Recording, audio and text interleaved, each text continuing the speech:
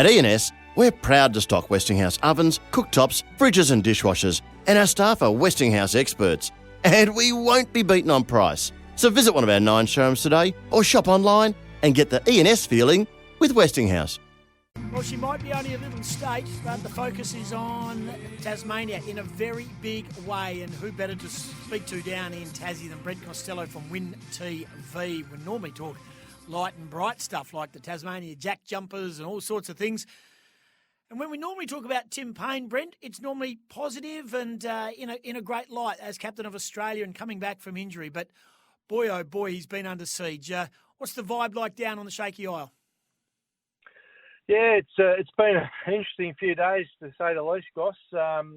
Really tough Friday last week, that's for sure. And we got called over to a snap press conference at Blunston Arena, and my initial reaction when we told it was an urgent press conference with Tim Payne that he might have been out of the ashes, he might have re-injured himself or something like that. But obviously that took a very different twist pretty quickly, and everyone knows the rest. And since then, it's been, I guess the overriding feeling's been sadness for Tim, I suppose. Obviously this was a big mistake that he made a number of years ago now. Was cleared of any wrongdoing by a couple of different investigations, but here we are 3 years later, and he's lost the Test captaincy, which, as I say, is really sad.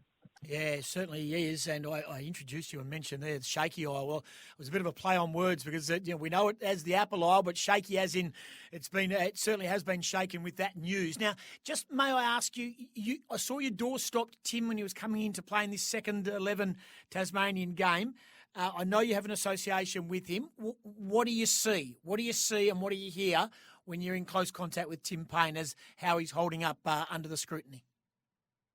Yeah, look, I only got to chat to him briefly yesterday on his way in, and obviously didn't want to say too much, and I stuck to the cricket really because that's what the story was yesterday, and it was always going to be, really. It was going to be a big day for him, even without this extra stuff that happened last week yesterday with his return to cricket, so we stuck to that. And look, he obviously seemed pretty flat at the time, but it was good to see not long after when he was walking out with his teammates yesterday that he was having a bit of a laugh and, looked pretty jovial. And I think he was just pleased to be back out playing some cricket because that would be his escape from all this at the moment, getting back to doing what he loves. He hasn't been able to do it for some time. So it was great to see him back out there yesterday. He took 6 catches, looked really good behind the stumps.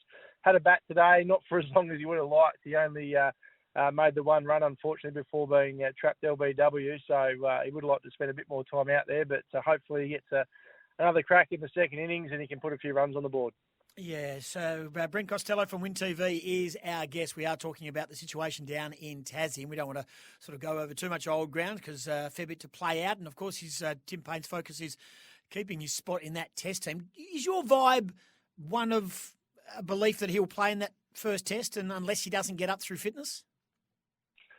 I think so, yeah. Look, that would be the only thing that's stopping now. He's obviously proved that he can wicket keep at the moment. So the only thing that wouldn't stop him playing now is if it's a decision other than his fitness, I would have thought, because he looks pretty good.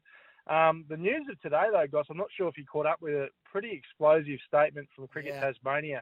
Came out this afternoon. They've slammed Cricket Australia about how they've handled this situation the last 3 or 4 days. To quote the statement, at a time when Cricket Australia should have supported Tim, he was evidently regarded as dispensable.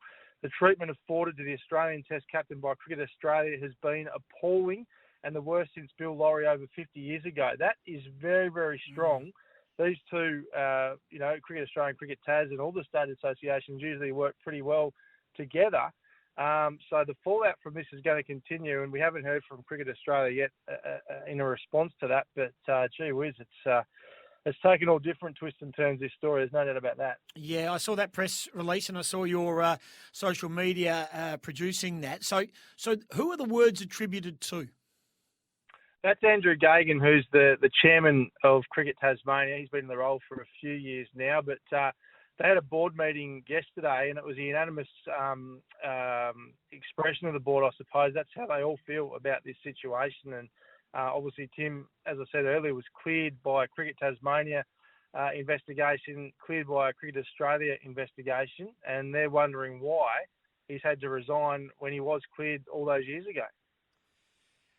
Doesn't help Tasmania's cause if there's a test match floating around and Perth has some issues. No, it's interesting, isn't it? Maybe they've found out that we're not getting it. Maybe the Perth They've come over the top and just said, oh, well, we might as well go down swinging.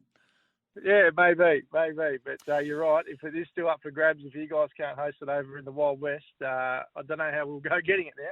And short and sharp, Jai Richardson looks like he might have done enough to really put a stamp on a spot on that first test team. He's bowled well again. He bowled tight against the Tassie batting attack, which would look like it was on a pretty good batting lineup. It looked like it was a pretty gettable wicket for runs, but Richardson was very much on the money. He was really good, wasn't he? 28 overs, 4 for 53 were his final figures. And, yeah, you're right. The deck looked unbelievable yesterday when Tassie were flying at none for 197, but then today they whipped through us, the West Aussies. We had a massive batting collapse, lost 7 wickets for not much at all. So, in reply, WA going pretty well, trying to get a few runs on the board to try and give us something to chase on the fourth and final day tomorrow. All right, looking forward to seeing how that all plays out. And just a quick one on the basketball. It all restarts again tomorrow. There's been a 3 or 4 day freshen up. I saw the Wildcats are at the zoo or some sort of wildlife park, and I suppose the players are stretching their legs, doing something a little bit different.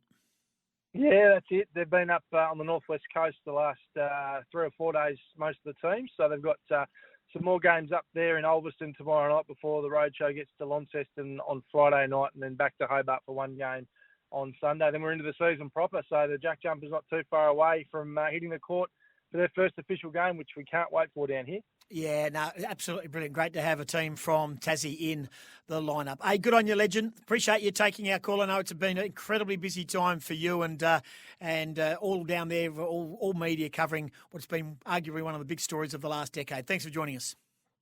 On you guys. Thanks, mate. Brent Costello from Win TV.